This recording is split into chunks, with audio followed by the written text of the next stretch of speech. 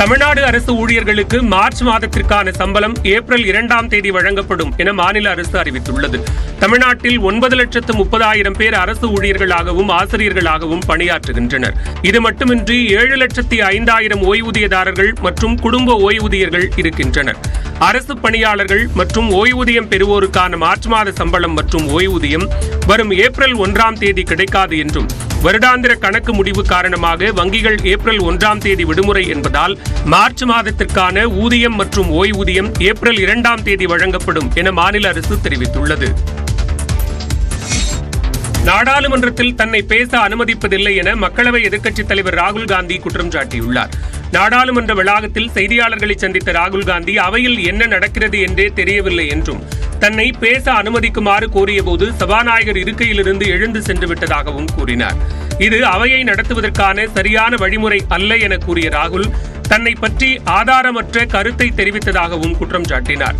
தான் பேச எழுந்திருக்கும் போதெல்லாம் தடுக்கப்படுவதாகவும், இங்கு ஜனநாயகத்திற்கு இடமில்லை என்றும் ராகுல் காந்தி கூறினார். I don't know what is going on, because after he said that, I said, look, as LOP, let me speak. Let me say what he just ran away.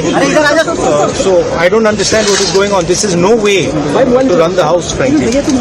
Kumbh Mela குறித்தும் வேலையில்லா திண்டாட்டம் குறித்தும் அவையில் பேச விரும்பியதாகவும் ராகுல் காந்தி தெரிவித்தார்.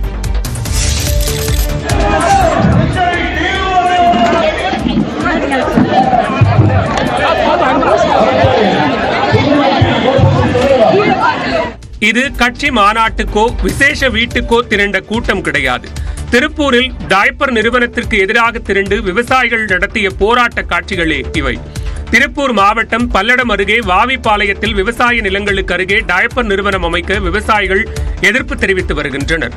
சுற்றுச்சூழலுக்கு கேடு விளைவிக்கும் டைப்பர் நிறுவனத்திற்கு வழங்கப்பட்ட கட்டட அனுமதியை உடனடியாக ரத்து செய்ய வேண்டும் என கொட்டகை அமைத்து விவசாயிகள் காத்திருப்பு போராட்டத்தில் ஈடுபட்டனர். ஆனால் தங்கள் கோரிக்கைகள் குறித்து கேட்க அதிகாரிகள் யாரும் வராத காரணத்தால் விவசாயிகள் திடீர் சாலை மறியலில் ஈடுபட்டனர். பல்லடம் உடுமலை பிரதான சாலையின் நடுவே நாற்காலிகளை போட்டு அமர்ந்து மறியலில் ஈடுபட்டதால் போக்குவரத்து பாதிக்கப்பட்டது.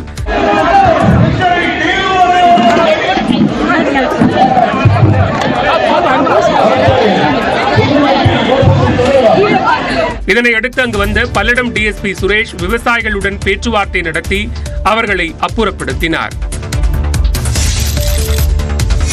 தென்கொரியாவில் காட்டுத்தீயில் சிக்கி உயிரிழந்தவர்களின் எண்ணிக்கை 18ஆக உயர்ந்துள்ளது. அந்நாட்டின் தெற்கு பகுதியில் 200க்கும் மேற்பட்ட கட்டிடங்களை காட்டுத்தீ சேதப்படுத்தியது.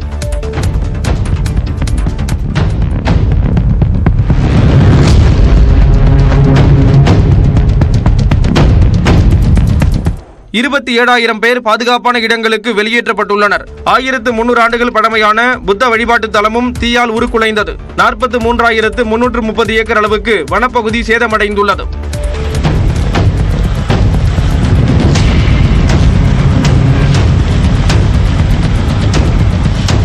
காற்றின் வேகம் அதிகரிப்பதால் தீயை அணைப்பதில் தொய்வு ஏற்பட்டது. 4,650 தீயணைப்பு வீரர்கள் தீயை கட்டுப்படுத்தும் பணியில் உள்ள நிலையில் 130 ஹெலிகாப்டர்களும் பயன்படுத்தப்படுகிறது.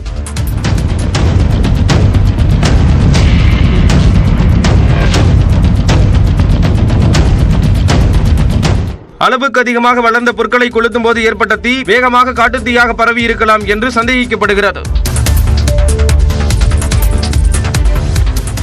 பிஎஃப் கணக்கிலிருந்து ஏடிஎம் மற்றும் யுபிஐ மூலம் பணம் எடுக்கும் வசதி வரும் மே மாதம் இறுதியில் நடைமுறைக்கு வர வாய்ப்புள்ளதாக மத்திய அரசு தெரிவித்துள்ளது. வருங்கால வைப்பு நிதி கணக்கை தொழிலாளர்கள் எளிதாக கையாளும் வகையில் இபிஎஃப்ஓ 3.0 என்ற தொழில்நுட்பம் செயல்பாட்டுக்கு கொண்டுவரப்பட உள்ளது. இதுகுறித்து செய்தி நிறுவனத்துக்கு விளக்கம் அளித்த மத்திய தொழிலாளர் நலத்துறை செயலாளர் சுமிதா தவ்ரா, புதிய தொழில்நுட்பத்தின் மூலம் வங்கி சேவைக்கு இணையாக மிகப்பெரிய மாற்றத்துடன் வருங்கால வைப்பு நிதி அமைப்பு செய்யப்படும் என்று தெரிவித்தார். வங்கி கணக்கில் இருப்பை பார்ப்பது போல யுபிஐ செயலிகள் மூலமாக கணக்கில் உள்ள இருப்பை தெரிந்து கொள்ள முடியும் எனவும், தானியங்கி முறை மூலம் 1 லட்சம் ரூபாய் வரை சில நிமிடங்களில் அல்லது சில மணி நேரங்களில் எடுக்க முடியும் எனவும் அவர் குறிப்பிட்டுள்ளார். தேவையான வங்கி கணக்கிற்கும் பணத்தை மாற்றிக்கொள்ள முடியும் எனவும், பிரத்யேக அட்டையை பயன்படுத்தி ஏடிஎம் மூலமாக எடுத்துக்கொள்ள முடியும் எனவும் அவர் தெரிவித்துள்ளார். புதிய நடைமுறை மே மாத இறுதி அல்லது ஜூன் மாதத்தில் நடைமுறைக்கு வரும் எனவும் தொழிலாளர் நலத்துறை செயலாளர் சுமிதா தவ்ரா கூறியுள்ளார்.